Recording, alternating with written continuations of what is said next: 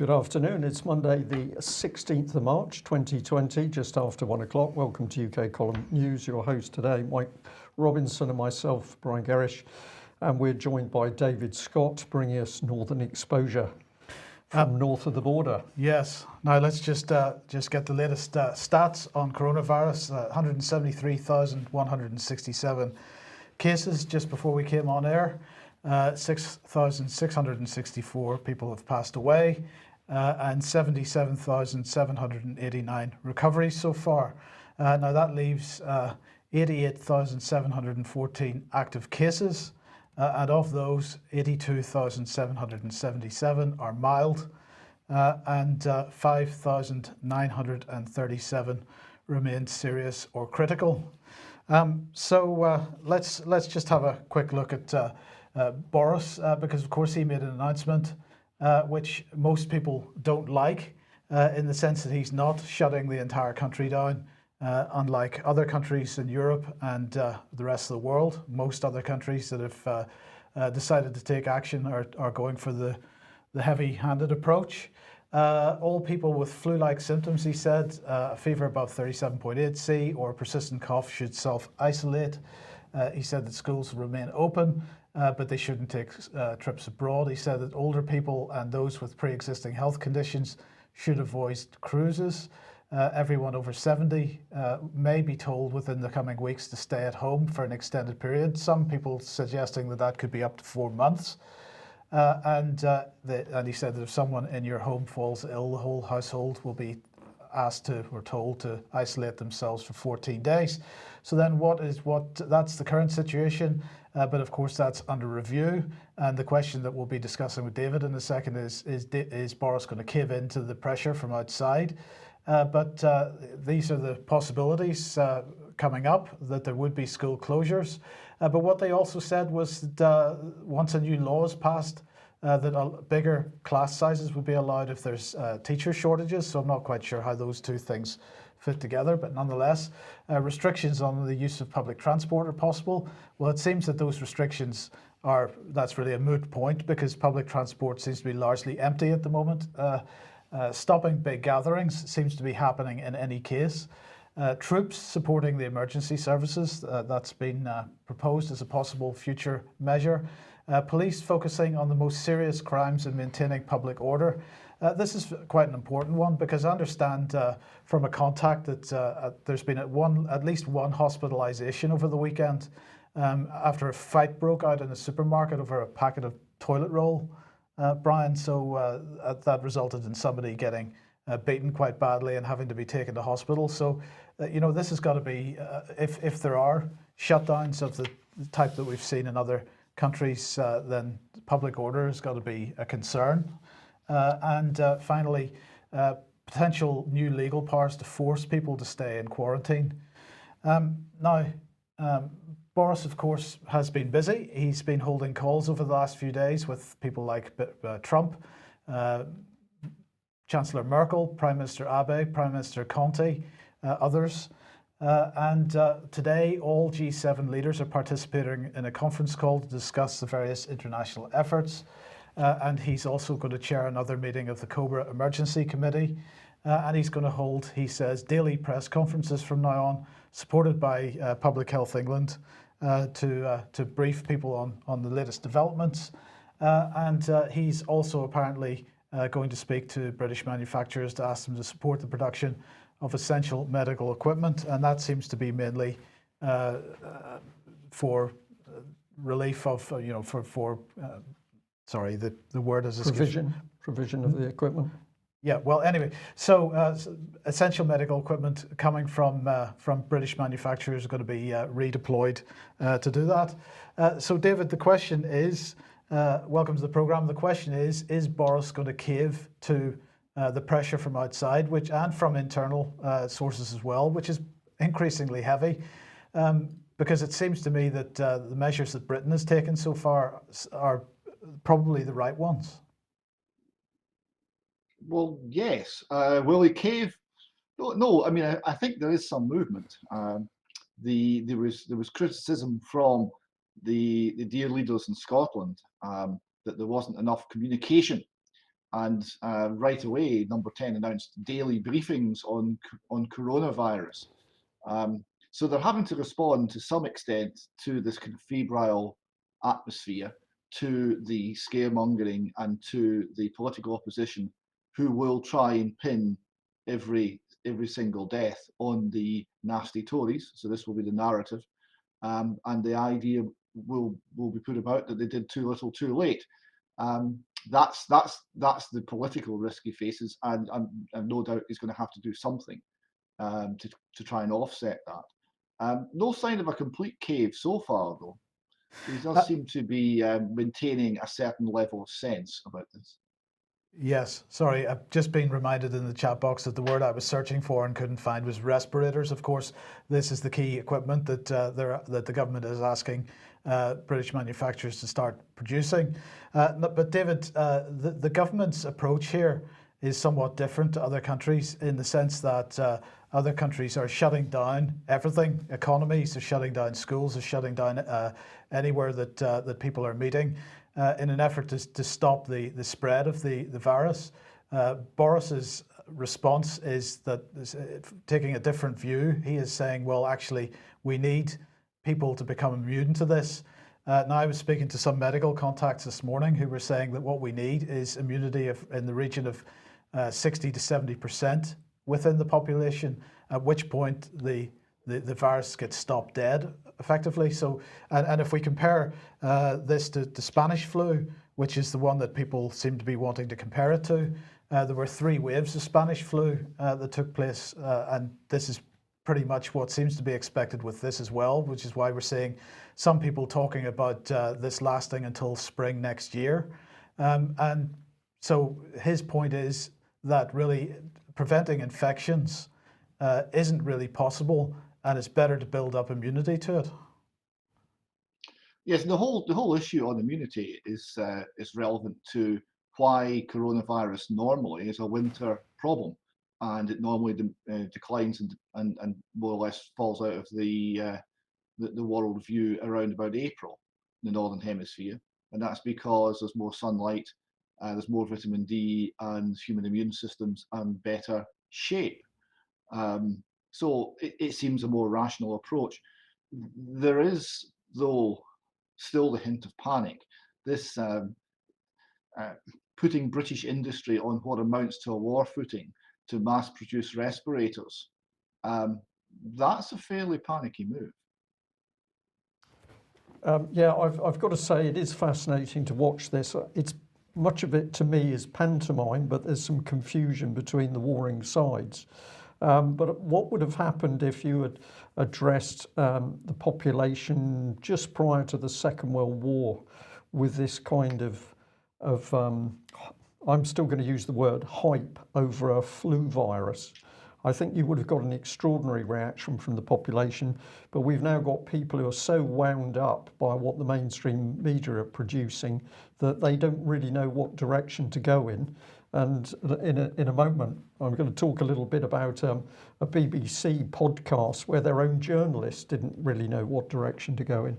But yes, at the moment, he seems to be doing the right thing compared to other countries. Well, a couple of places that seem to have taken a similar approach, Singapore, Taiwan, and Hong Kong, they seem to have contained the spread at the moment. Now, if we compare this with China, for example, 60 million people were placed under lockdown in Hubei province. Factories were closed, and they are probably going to remain closed until certainly for another week, possibly a little bit longer. Massive economic impact on that. We'll talk about that a little bit later. But already in February, 1/3 of 1,000 small and medium-sized companies that were surveyed in China had said they only had enough cash to last for a month. So we're now past that month period, and probably we're going to see some major economic problems in China nonetheless. The lockdown seemed to work, but the question is, did the lockdown work, or was it a case that in fact the infection had spread to a degree before the lockdown began, that there was already immunity starting to build amongst the Chinese population in that region? I think there's some questions to be asked there. So the question is, what happens also when China restarts normal life? Nonetheless, in Singapore, Taiwan, Hong Kong, they're under control, and I thought their approach was quite interesting, and it's quite similar to what Boris is doing. But I wanted to highlight Singapore here. So here is the frequently asked questions for COVID-19 infection in Singapore, which was published by the Ministry of Education. And so the question on screen there is, why not close schools when DORSCON was changed to orange? So this is one of their measures of risk. And they said that DORSCON orange means we need to take more precautions because there are a few cases of community spread. In fact, many of the measures schools have taken already are already DORSCON orange measures.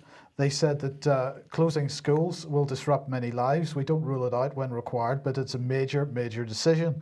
One thing to consider is that even if all students stay at home, there's no guarantee against infection. Lots of infections happen at home, actually. It's also unrealistic to expect older kids to stay at home. They will go out and intermingle. And they say, on the other hand, in schools, we've suspended large gatherings to reduce intermingling drastically. There's also a tight regime of personal and group hygiene. Should there be wide community spread, which we hope will not happen, schools will be one of the safest places in Singapore against the COVID-19 virus. We'll continue to monitor the situation closely. And then the next question that I wanted to highlight here is, what is the Ministry of Education doing? Sorry, the Ministry, it's not foolproof. What more can be done to protect students? And they say no measure is 100% foolproof or guaranteed, but we will take the necessary precautions to contain and manage the risks while enabling life to go on. And they say that there are two key threats that they face. One is the virus itself, and the other, which they describe as more insidious, is fear. And they go on to discuss the impact of fear on communities. And David, I thought that was a very interesting approach to this situation. Yeah, fascinating. Now, I want to contrast that with Israel. I was just checking the numbers there. Singapore's got a population of 5.5, nearly 6 million, about the same population as Israel. Singapore's got 226 cases. Israel has got 344 as of today. Now, so a very similar number. The Israeli response is quite different. Health officials seek complete shutdown, writes Harrods. And they're talking about banning all assemblies of more than 10 people. The restaurants are being closed, and basically the whole economy is being locked down based on the same degree of threat. Yes. Well, look, we wanted to just briefly put this on screen because it's quite an interesting graph here. This is global averages of deaths per day as a result of various viral infections. Now, the number that we've got there for COVID-19 of 120 is the average since the beginning of the outbreak. Of course, if we look at the last 24 hours, then that's 686 deaths and 368 in Italy, for example. So, you know, keep that in perspective when you look at this graph. But, you know, on average, 3,000 people dying of tuberculosis, 2,500 of hepatitis B, 2,200 of pneumonia, 2,000 of HIV, 2,000 of malaria, and so it goes on. Seasonal flu, 1,027. So even if you take the last 24 hours as the example, COVID-19 would move up to somewhere between norovirus and seasonal flu. Now that's not to say that it would stay there in the coming days and months. So I'm not suggesting that that this is an absolute. But the key point here, David, is I come back to this issue of economic impact, and we have this situation that we have effectively shut down the global economy now. For how long? How long is it going to be shut down for? Is it going to be for another month? Is it going to be 6 months? Is it going to be a year? It seems to be pretty unclear at this point. And we haven't done this. We haven't taken this action in any previous similar event. For example, there was a flu pandemic, which most people have forgotten about in 2017. That seems to be completely forgotten about because really, and significant numbers of people died as a result of it, but we didn't take this drastic action to deal with it. And we deal with all these other viral infections and deaths as a result of viral infections every single day without shutting down global economies. The impacts of this are going to be massive. and it seems to me that the cure here is potentially much worse than the disease. Oh, much worse. The level of threat that's posed by the virus is in the same order as you've just demonstrated to flu and things that we're quite normally happy to live with. What we've got here is the reaction, the political reaction across the world is absolutely unprecedented. The economic effects will be massive, and the social effects will be equally massive, and the cultural effects will be equally massive. And all of that will have political ramifications. We could be looking at a society that's quite fundamentally changed worldwide after this, and not due to any enormous numbers of deaths or actual effect of the virus, but wholly due to the effect of the reaction, the panic, the mainstream media fear-mongering, and the political steps that come from that. A couple of examples. There's a lot of talk about open borders. I don't know if that is going to actually survive this. We're talking about economic steps that move vast amounts of economic power into the hands of government, never to be returned, I suspect. And then we're looking at a political reaction that we can only guess at this stage, but is likely to be quite fundamental, and it's likely to be in the direction of more central control, more totalitarian control, and less individual liberty. So we're seeing something that could be a real waypoint on the road that this society is travelling along, and it's not justified by the underlying risk of the disease.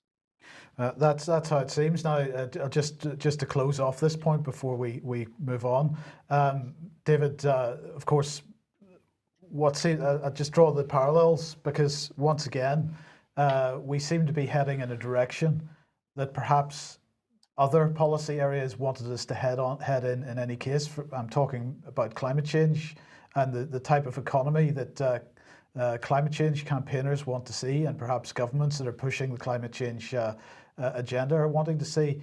It seems like in the process of this shutdown, we're going to end up with something that looks quite similar at the end of the day. Yes, the same solutions are constantly trotted out. We'll see that later in the news today, but it's always the same solutions, and it always looks just a little bit Marxist. Yes.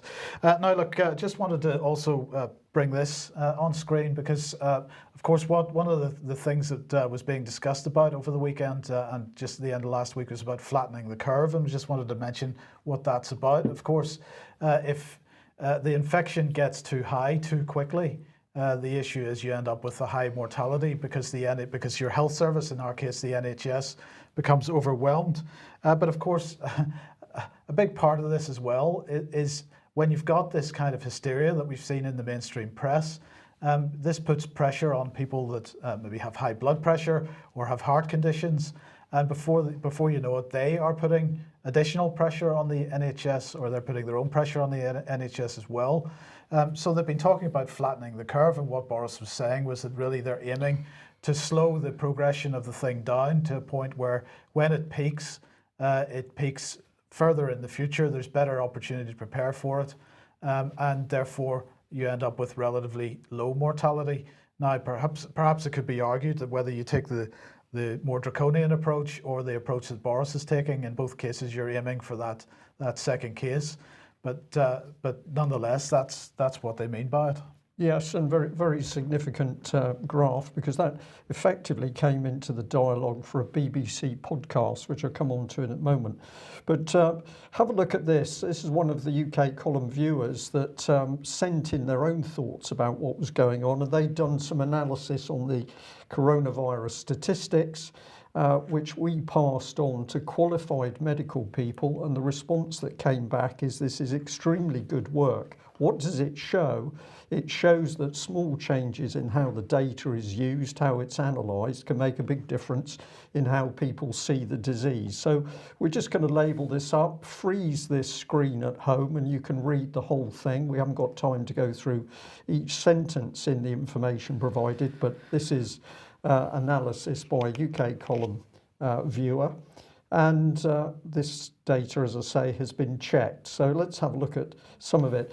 This is a key part of it. He's saying he's estimated that the number of actual infections per confirmed case is approximately 600 in the particular area of China he's talking about.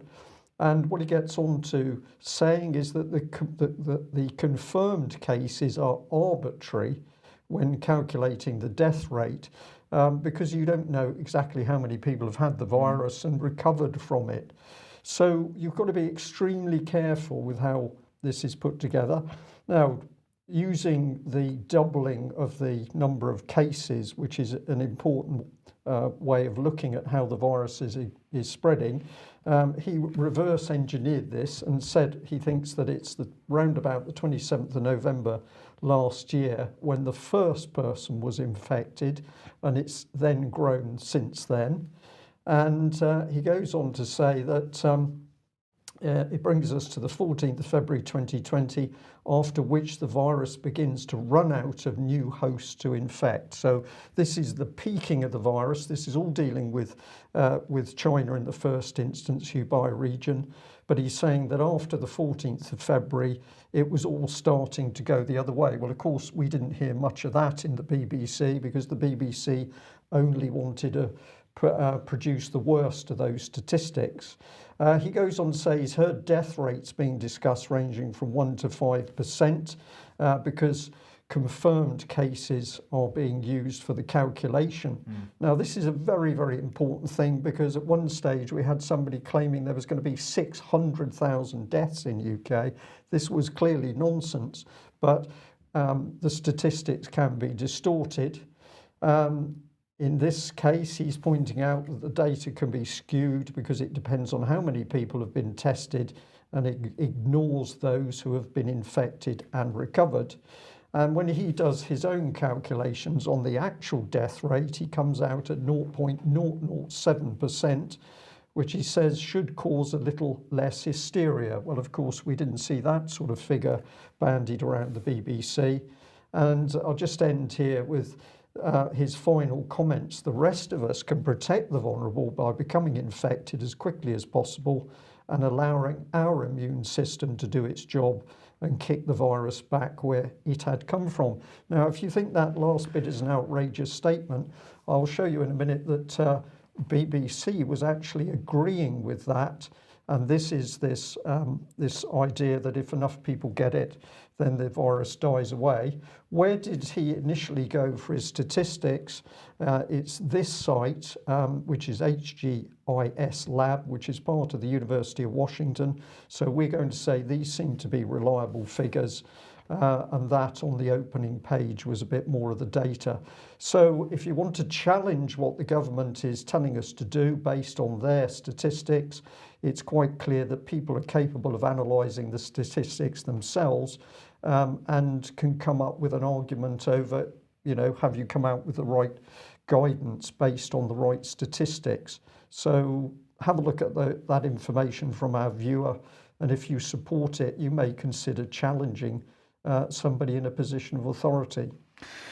David, Guido Fawkes this morning posted a video. It came from a YouTube channel by a guy called Christian Calgi. He's got a few interesting videos on there. People might want to go and subscribe to that channel. He seems to post some interesting stuff. Well, what is this? Extinction Rebellion have changed tack? Well, this seems to be the case. Yes, this is Extinction Rebellion hijacking COVID-19 is the headline from Guido Fawkes. And they're showing this little procession using the standard issue Extinction Rebellion slow sad walk, and their fake hazmat suits. Those are not hazmat suits. Those are in fact the sort of suits you would wear if you were working in a clean room environment. And they're off to protest sadly outside 10 Downing Street. And it transpires that the people running this are in fact Extinction Rebellion activists. Steph Zupan, beautiful British name, and Dan Kidby, and they're Extinction Rebellion organisers and spokespeople, and they are also militantly against any form of animal produce being in the food supply, and they're using this opportunity to put forward their agenda. And what is their agenda?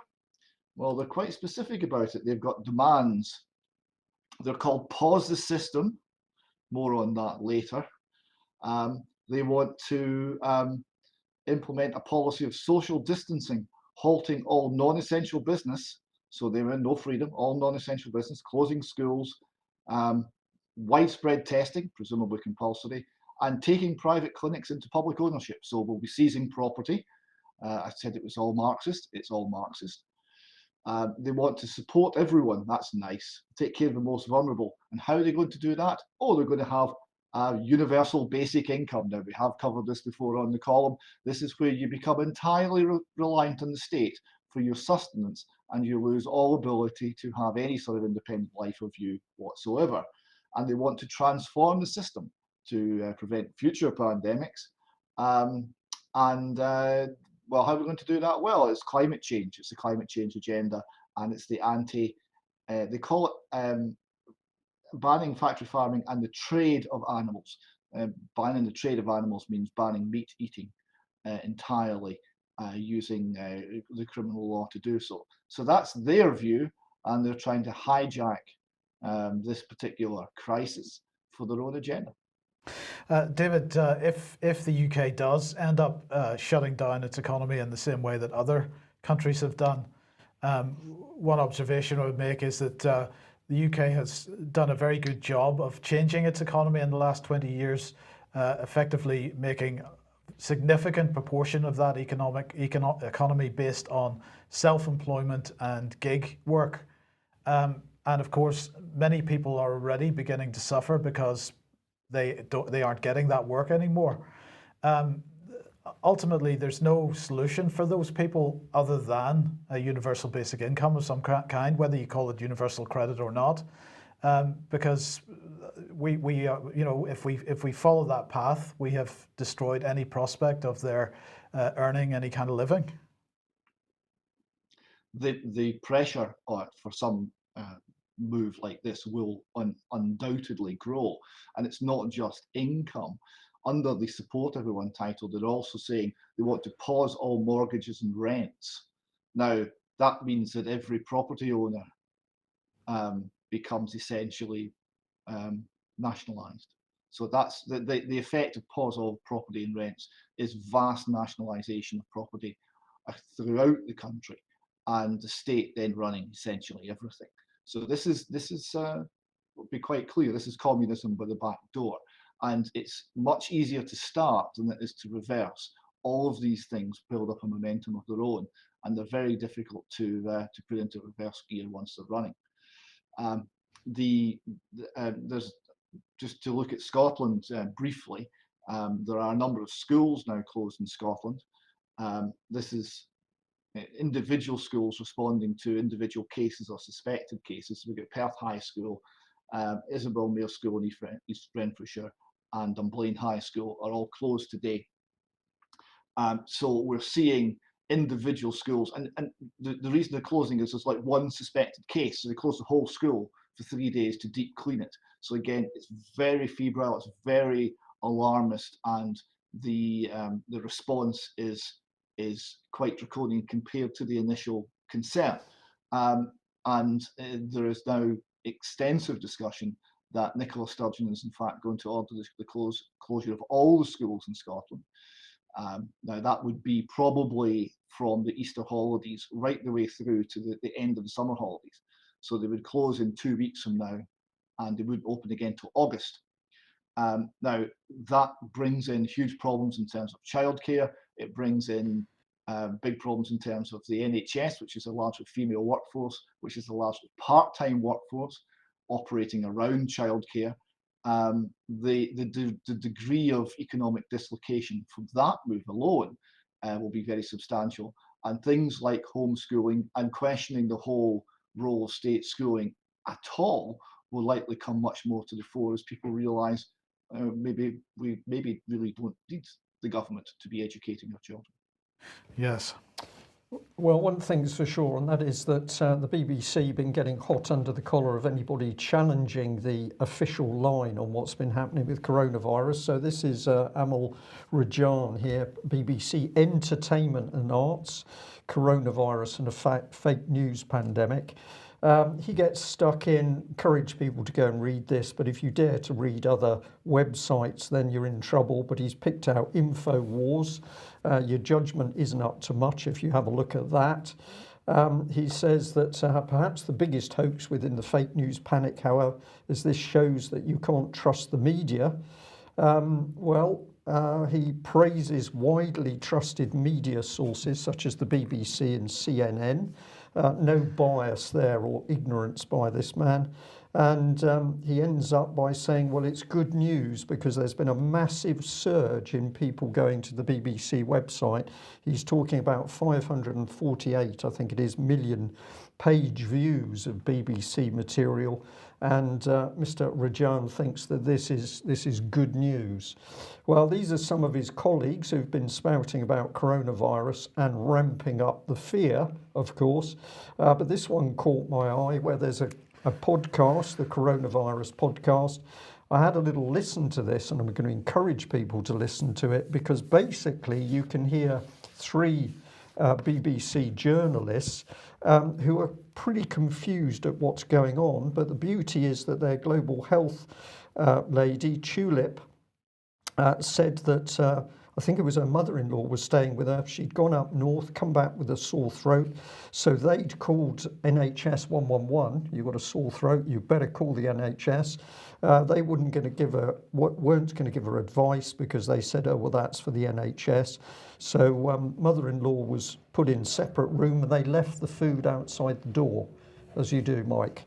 And then it got really troubled, and you'll pick up on this, David, because both Tulip and a Dr. Kim Roberts from Dublin, who were talking about coronavirus, they were distressed because they had their children on their laps, and of course who was going to look after the children, they weren't sure, but they suggested it could be grandparents.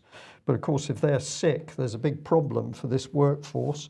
So where did it go? Well, where it went that was sensible is they did get talking about the fact that if the virus was allowed to run its course, we would develop the necessary immunity and it would die out. But listen to the podcast, because those journalists thoroughly really confused, and they even said, since we've been at home listening to the news, as opposed to in the BBC listening to the news all around them every 5 minutes, since they've been at home, it was rather confusing to know what was going on. So product of their own efforts, Mike. Brilliant. If you want to have a look at Tulip Mazumdar, there she is. Her qualifications are sociology, Radio 1 Newsbeat, but she's now a journalist around the world and big on health. And I'll just say the BBC doesn't want to talk about the lab in Wuhan. This is a very interesting tweet talking about the setting up of that lab. And it's got the original documents. This links back to Sarkozy, but the BBC is not interested in any possibility of a virus leak. I would have thought if we're worried about the virus, we might have been interested as to where it came from. Well, getting back to financial and economic issues, this was the picture on Friday that we showed you of the FTSE 100. It was apparently, it had a dead cat bounce on Friday. It was heading back up again, but sadly not for long, because just before we came on air, it was already down 7% today, down below the 5,000 level. Well, good news, because the new governor of the Bank of England has started his job now. Mark Carnage has gone off to the United Nations, and the new man is in charge. So I'm quite sure, David, that we are going to be in a safe pair of hands there. Oh, what is it to fear? The Bank of England in charge. Let's guess what's going to happen. They've only got like one playbook now, yes? And it's an international playbook. Let's have a look at it.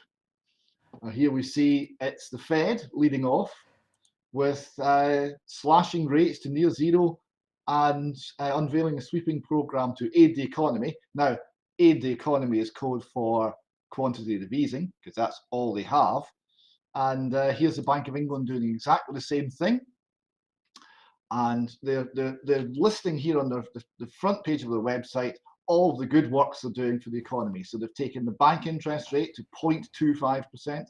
They're continuing with their £435 billion quantitative easing asset purchase campaign and their 10 billion corporate bond purchase campaign, so that they can get up to that magical 2% inflation rate, which happiness will overwhelm them, and we will all be content as we get 2% poorer every year.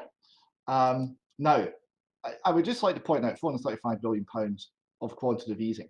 What is quantitative easing? Here's the Bank of England's own explanation. Large-scale purchases of government bonds, lower interest rates or yields on those bonds. This pushes down the interest rates offered on loans, such as mortgages and business loans, because bank rates on government bonds tend to affect the other rates in the economy. Tend to is an interesting word there. Quantitative easing therefore works by making it cheaper for households and businesses to borrow money, encouraging spending. So there you go, borrow and spend. That's the message, borrow and spend. But it gets worse. Suppose we buy £1 million of government bonds from a pension fund. In place of the bonds, the pension fund now has £1 million in money. Rather than hold on to the money, it might invest in financial assets such as shares that give it a higher return. And when demand for these financial assets is high, and more people wanting to buy, and the value of these assets increases. This makes businesses and households holding shares wealthier, making them more likely to spend more, boosting the economy. So they're literally saying that we're going to print money out of nothing. Now that money borrows value from all the existing money in the economy. So we're taking money from everyone and we're going to use it to make the rich richer. That's the plan. Because that'll fix things. Absolutely. Okay, well, look, let's move on from this then. And just a quick reminder, if you like what the UK Column does and you'd like to support us, you can do that at ukcolumn.org/community. There are various options to help us out there, and your help much needed and much appreciated.